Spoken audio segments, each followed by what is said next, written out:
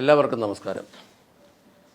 കേന്ദ്രത്തിൽ ഇനി ഉടനെ ഒന്നും BJP ഗവൺമെൻറ് മാറാൻ പോകുന്നില്ല എന്ന് പറഞ്ഞാൽ കേന്ദ്ര ഭരണം അടുത്ത കാലത്തെല്ലാം BJPക്കായിരിക്കും. അതാണ് യാഥാർത്ഥ്യം.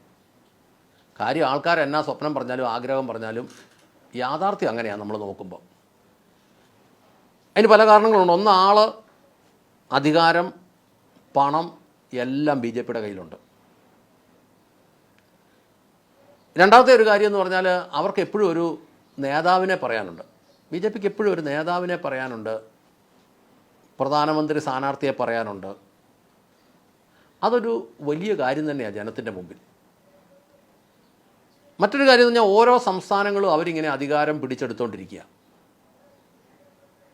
അങ്ങനെ നോക്കുമ്പം കേന്ദ്രത്തിൽ BJP അല്ലാതെ ഒരു ഗവൺമെൻറ് 40 വർഷത്തേനൊന്നും വരികയില്ലെന്നൊക്കെ അവർ പറയുന്നെങ്കിൽ അതൊന്നും വലിയ അതിശയോക്തി അല്ല എന്ന് നമ്മൾ തത്വത്തിൽ അംഗീകരിക്കേണ്ടി വരും.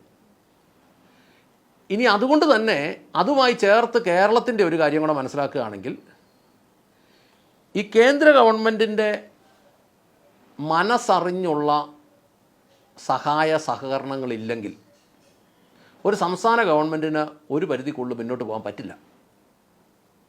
ഇപ്പോൾ ഈ LDF ഭരണം തീരുമ്പോഴത്തേനും ഏതാണ്ട് 7 ലക്ഷം കോടിക്ക് താഴെ കടമാകും, ലോൺ എടുത്ത് വെച്ചിരിക്കുന്ന കടമാകും എന്നാണ് നമ്മൾ മനസ്സിലാക്കുന്നത്. 5 മുതൽ 7 ലക്ഷം കോടി വരെ കടമാകും. അതിനകത്ത് എന്നൊക്കെ പറഞ്ഞാലും കടം എത്ര ഉണ്ടെന്നുള്ളത് കറക്റ്റായ കാര്യമാണ്. ഈ കേന്ദ്ര ഗവൺമെൻറ്റിൽ നിന്ന് നമുക്ക് നിയമപരമായിട്ട് ലഭിക്കുന്നതും അവർ മനസ്സറിഞ്ഞ് കൊടുക്കുന്നതും രാപോലും വ്യത്യാസമുണ്ട്. അത് ഓരോ പ്രകൃതി ദുരന്തം ഉണ്ടാകുമ്പോഴും ഓരോ പ്രാവശ്യത്തെ ഫണ്ട് കൊണ്ടുപോകുന്നതൊക്കെ നമ്മൾ നോക്കുമ്പോൾ നമുക്ക് ഇതിൻ്റെ കാര്യങ്ങൾ യഥാർത്ഥത്തിൽ മനസ്സിലാകും. ഇപ്പോൾ ഉദാഹരണം പറഞ്ഞാൽ ആന്ധ്രാപ്രദേശിനും ബീഹാറിനുമൊക്കെ വികസനങ്ങളുടെയൊക്കെ പേരിൽ കൊടുക്കുന്ന ഫണ്ട് കേരളത്തിന് ദൂരെ നോക്കി നിന്നിങ്ങനെ കാണാമെന്നല്ലാതെ ഒരിക്കലും കേരളത്തിന് അത് കിട്ടാറില്ല. അതിനിപ്പോൾ LDF വന്നാലും ശരി, UDF വന്നാലും ശരി, നിയമപരമായിട്ട് കൊടുക്കേണ്ടതല്ലാതെ അതിൽ കൂടുതലൊന്നും നമുക്ക് കേരളത്തിന് ലഭിക്കില്ല. ഇതാണ് ശരിക്കും യാഥാർത്ഥ്യം. ഇതാണ്.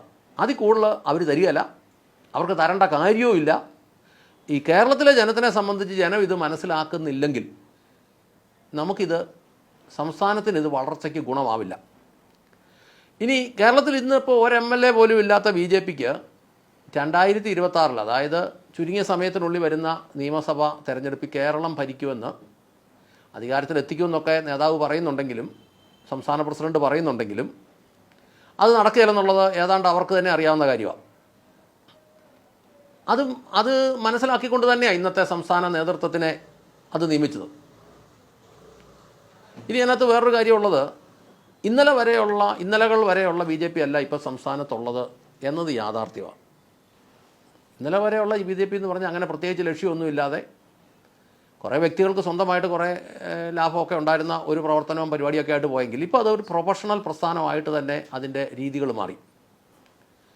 ഇതിനകത്തൊരു കാര്യം നമ്മൾ മനസ്സിലാക്കുന്നത്, ഈ മധ്യ കേരളത്തിലെ, പ്രത്യേകിച്ച് കേരളത്തിലെ ക്രിസ്ത്യൻ വിഭാഗത്തിന് BJPയോടുണ്ടായിരുന്ന സമീപനം മാറി. അതെങ്ങനെ മാറിയെന്ന് ചോദിച്ചാൽ BJPക്ക് അനുകൂലമായിട്ട് മാറി എന്നുള്ളത് തന്നെയാണ് സത്യം. അതിൻ്റെ പ്രത്യക്ഷമായ കാരണം അവരുടെ ആത്മീക നേതാക്കന്മാരുടെ ഒക്കെ ഭാഷ, അവരുടെ സമീപനം, അവരുടെ പ്രസംഗങ്ങൾ, അവരുടെ ബോഡി ലാംഗ്വേജിൽ നിന്നൊക്കെ നമുക്കിത് മനസ്സിലാകും. കേരളത്തിലെ ക്രിസ്ത്യൻ വിഭാഗത്തിന് BJPയോടുണ്ടായിരുന്ന ഒരകൽച്ച മാറി അനുകൂലമായിട്ടിത് മാറിയിട്ടുണ്ട്. അത് പെന്തക്കോസ് വിഭാഗങ്ങളിൽ പോലും അത് മാറിയിട്ടുണ്ടെന്നുള്ളത് സത്യമാണ്. നല്ലൊരു ശതമാനം ആളുകളുമായിട്ട് സംസാരിക്കുമ്പോൾ, നമുക്ക് വ്യക്തിപരമായിട്ട് സംസാരിക്കുമ്പോൾ മനസ്സിലാകുന്നുണ്ട്, അവർക്കൊക്കെ യാഥാർത്ഥ്യം മനസ്സിലായിട്ടുണ്ട്.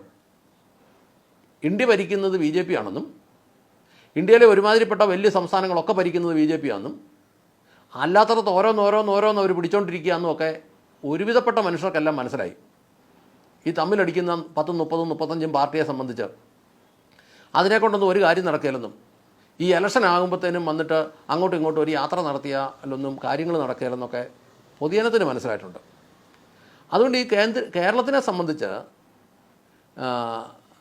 കേരളത്തിലെ ജനത്തിനെല്ലാം മനസ്സിലായിട്ടുണ്ട്, ഇവിടുത്തെ ക്രിസ്ത്യാനികൾക്കൊക്കെ ഒരു നല്ലൊരു ശതമാനത്തിനും BJPയോട് അനുകൂല ഭാവമായിട്ടുണ്ട്. ഇനി ക്രിസ്ത്യൻ വിഭാഗത്തിന് മനസ്സിലായ വേറൊരു കാര്യമുണ്ട്, കേന്ദ്രം ഇനി ഒരു കാരണവശാലും കോൺഗ്രസ് ഭരിക്കത്തില്ലെന്ന് അവർക്ക് മനസ്സിലായിട്ടുണ്ട്. ഒരു കാരണവശാലും കേന്ദ്രം കോൺഗ്രസ് ഭരിക്കുകയില്ലെന്നുള്ളതും അതൊരു യാഥാർത്ഥ്യമാണ്. അത് ഇവിടുത്തെ ഒരുവിധം വിദ്യാഭ്യാസമുള്ള മനുഷ്യർക്കെല്ലാം മനസ്സിലായി. ഈ തല്ലി കീറുന്ന 10-30 പാർട്ടിയും വെച്ചോണ്ട് ഇതെങ്ങനെ മുന്നോട്ട് കൊണ്ടുപോകാൻ പറ്റും? ആ പറ്റുകയെന്നുള്ളതിൻ്റെ ഏറ്റവും വലിയ തെളിവാണ് ഡൽഹിയിലൊക്കെ കാണിച്ചു കൊടുത്തത്. ഡൽഹിയിലൊക്കെ അങ്ങോട്ട് എല്ലാവരും കൂടി നെടുനീളം നിന്ന് മത്സരിച്ചു. അപ്പോൾ ആ സംസ്ഥാനവും BJP ഭരിച്ചു. BP സിംഗ് പണ്ട് പറഞ്ഞൊരു കാര്യമുണ്ട്. അദ്ദേഹം ഈ തല്ലി കീറുന്ന 10-30 പാർട്ടിയെ കൂട്ടിക്കൊണ്ടല്ലേ അന്ന് മന്ത്രിസഭ ഉണ്ടാക്കിയത്. അങ്ങനെ അദ്ദേഹം അന്ന് പറഞ്ഞിട്ടുണ്ടായിരുന്നു, കുതിരവണ്ടിയുടെ മുമ്പിലോട്ടും ഒരു 6 കുതിരയെ കെട്ടി, അല്ലെങ്കിൽ ഒരു 7 കുതിരയെ കെട്ടി, പുറകോട്ടും ഒരു 7 കുതിരയെ കെട്ടിയാൽ കുതിരവണ്ടി അങ്ങോട്ട് പോകും, ഒരിടത്തോട്ടും പോകുകയില്ല. അതാ നിൽക്കുന്നിടത്ത് നിൽക്കും. അങ്ങനെയാണ് അദ്ദേഹം മനസ്സുമെടുത്ത് അവസാനം അത് നിർത്തിയിട്ട് പോയത്. ഇപ്പോൾ കേരളത്തിൽ ഇപ്പോൾ പറയുന്ന 100 സീറ്റുമായിട്ട് അധികാരത്തിൽ വരുമെന്നാണ് VD സതീശൻ പറയുന്നത്. 100 സീറ്റുമായിട്ട് അധികാരത്തിൽ വരുമെന്ന്. 100 സീറ്റുമായിട്ടാണെങ്കിലും സീറ്റിന് ഇച്ചിരി കുറഞ്ഞാലും UDF അധികാരത്തിൽ വന്നില്ലെങ്കിൽ BJP ഏതൊക്കെയാലും 2026 അധികാരത്തിൽ വരാൻ പോകുന്നില്ലെന്നുള്ള യാഥാർത്ഥ്യമാണ്. അങ്ങനെയാണ് LDF ഒന്നും കൂടെ അധികാരത്തിൽ വരും. LDF ഒന്നും കൂടെ അധികാരത്തിൽ വന്നാൽ എന്നാ സംഭവിക്കും? പിന്നെ സംഭവങ്ങളുടെ ഒരു പരമ്പര തന്നെയായിരിക്കും ഉണ്ടാകാൻ പോകുന്നത്. ഇപ്പം ഇറങ്ങുമ്പോൾ 7 ലക്ഷം കോടി കടമാകുമെങ്കിൽ അടുത്ത 5 കൊല്ലവും പിന്നെ ചെയ്യാൻ പോകുന്നത് ഇതുപോലെ ലോൺ എടുത്ത് ശമ്പളം കൊടുക്കും, പെൻഷൻ കൊടുക്കും. ഇതുകൂടാതെ ഈ എടുത്ത ലോണിൻ്റെ പലിശ അടയ്ക്കും.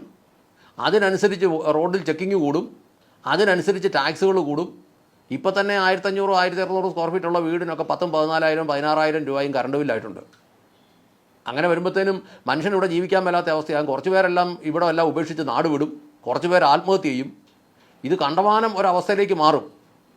അങ്ങനെ വന്നു കഴിഞ്ഞ് ഇവിടെ ആകെ മൊത്തം തകിടം മറിഞ്ഞു കഴിയുമ്പോൾ പിന്നെ വരുന്ന ഇലക്ഷനിൽ അന്നേരത്തിനും കോൺഗ്രസ് കൂടെ കാണുകയില്ല. ഒന്നും കൂടെ അധികാരത്തിലോട്ട് LDF വരുവാണെങ്കിൽ ഈ കോൺഗ്രസ് ചിഹ്ന ഭിന്നമായി പോകും. കോൺഗ്രസ് നല്ല UDF തന്നെ ചിഹ്ന ഭിന്നമായി പോകും. ചിഹ്ന ഭിന്നമായി പോയിട്ട് അതിനകത്തുനിന്ന് കുറേ ചെറുപ്പക്കാരൊക്കെ ഒരിച്ചിരി പ്രവർത്തന പരിചയമുള്ളവരും ബോധം വെളിവും ഉള്ളവരെല്ലാം BJPയിലോട്ട് പോകും. അങ്ങനെ വരുമ്പോൾ സ്വാഭാവികമായിട്ട് പിന്നീട് വരുന്ന ഇലക്ഷൻ, ഈ 2026 ശേഷം പിന്നീട് വരുന്ന ഇലക്ഷൻ, അത് 31 വരെ ഒന്നും പോകുമെന്നൊന്നും പറയാൻ പറ്റിയല്ല. അത് എപ്പോൾ പോയാലും അത് കഴിഞ്ഞ് വരുന്ന ഇലക്ഷനിൽ ഒരു മാന്യമായ അവസ്ഥയോടുകൂടി ഈ കോൺഗ്രസ് എല്ലാം ചെതറിപ്പോകുന്നതുകൊണ്ട് അന്നേരം UDF എന്ന് പറയുന്ന പ്രസ്ഥാനം തന്നെ ചെതറിപ്പോവും. ലാസ്റ്റ് LDFും BJPയും തമ്മിലൊരു മത്സരം നടക്കും. മത്സരമൊന്നും നടക്കുകയല്ല, അതിനുള്ള സാഹചര്യമൊന്നും വരികയില്ല. അതിനിപ്പുറം അത് LDFും തീർന്നു പോകും. BJP അത് കഴിഞ്ഞ് കേരളത്തിൽ അധികാരത്തിൽ വരും. അധികാരത്തിൽ വന്നു കഴിഞ്ഞാൽ പിന്നെ അതോട്ട് അധികാരത്തിൽ നിന്ന് മാറാനും പോകുന്നില്ല എന്ന് പറഞ്ഞാൽ ഇപ്പോൾ മറ്റ് സ്റ്റേറ്റുകളിലൊക്കെ നമ്മൾ സ്ഥിരമായി കണ്ടുകൊണ്ടിരിക്കുന്ന കാര്യം അടുത്ത ഇലക്ഷന് ശേഷം വരുന്ന തെരഞ്ഞെടുപ്പോടുകൂടി കേരളത്തിൽ നടക്കുമെന്നുള്ളതാണ് യാഥാർത്ഥ്യം. അപ്പോൾ അതുവരേക്കും കേരളത്തിൽ ഇന്ന് ജീവിച്ചിരിക്കുന്നവർ ഈ പഴി പറഞ്ഞും വിഷമിച്ചും ദുഃഖിച്ചും സങ്കടപ്പെട്ടും ഒക്കെ ഇതെന്ന് മാറും. ഇപ്പം ഒന്നാമത്തെ കാര്യം വഴിയിലോട്ടിറങ്ങത്തില്ല. മയക്കുമരുന്ന് അടിച്ച് വഴി മുഴുവൻ പേ പിടിച്ച ആൾക്കാർ, അതിൻ്റെ കൂട്ടത്തിൽ ക്യാമറ ഒരു വശത്ത്, ചെക്കിങ് ഒരു വശത്ത്, പിടിച്ചുപറി ടാക്സുകൾ വേറൊരു വഴിക്ക്, കറണ്ട് കാശ്, അന്യായ കറണ്ട് കാശ്, ഇങ്ങനെ എല്ലാം കൂടെ വർദ്ധിപ്പിച്ച് ജനത്തിന് ജീവിക്കാൻ മേലാത്ത അവസ്ഥയിലോട്ടായി. കൃഷിക്കാരന് ഒരു സാധനത്തിന് വിലയില്ല. അതുകൊണ്ട് ഇങ്ങനത്തെ ഒരു സാഹചര്യത്തിൽ ഈ 26 ഇലക്ഷന് ശേഷം പിന്നീട് നടക്കുന്ന ഇലക്ഷൻ 2 വർഷത്തിനുള്ളിൽ 26 കഴിഞ്ഞ് 28 മുതൽ അങ്ങോട്ട് എപ്പോൾ വേണേലും അത് നടക്കാം. ആ ഇലക്ഷൻ വരെ ജീവിച്ചിരിക്കാൻ കേരളത്തിൽ ഭാഗ്യം കിട്ടിയാൽ അങ്ങനെയുള്ള മനുഷ്യർക്ക് ചിലപ്പോൾ നല്ലൊരു കാലം, ഒരു ഭരണകാലം കാണാൻ കഴിയട്ടെ എന്ന് ആശംസിച്ചുകൊണ്ട് നിർത്തട്ടെ. നന്ദി, നമസ്കാരം.